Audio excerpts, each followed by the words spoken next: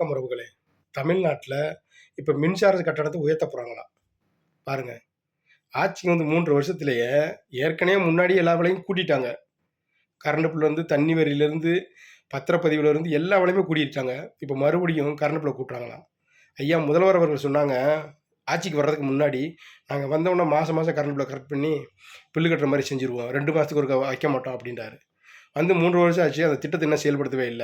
இப்ப விலைவாசி வேற கூட்டுறாரு கரண்ட் பில்ல. அடுத்து பஸ் கட்டணத்த உயர்த்துவாங்க. இப்படியே கூட்டிட்டே போனா, ஏழை எளிய மக்கள் என்னங்கய்யா பண்றது? ஆ? சிந்திச்சு பாருங்க. யார் மேல சுமைய வைக்கிறீங்க? கோடி கோடியா பணம் வச்சிருக்கவங்களுக்கு போய் இந்த கஷ்டம் போய் தெரியுமா? ஆ? ஏழை எளிய மக்கள் அன்றாடங்காட்சிய அவங்களுக்கு தாங்க இந்த பாதிப்பு வரும். ஐயா முதல்வர் அவர்கள் ஏன் இத கவனத்துல எடுத்துக்கிற மாட்றாருன்னு தெரியல. ஆ? மக்கள கொஞ்சம் நிம்மதியா இருக்க விடுங்கய்யா. ஐயா, எல்லா விலைவாசியும் கூட்டிட்டீங்க. இப்ப கரண்ட் பில்லையும் கூட்டுறோம்ன்றீங்க. என்னங்கய்யா அது?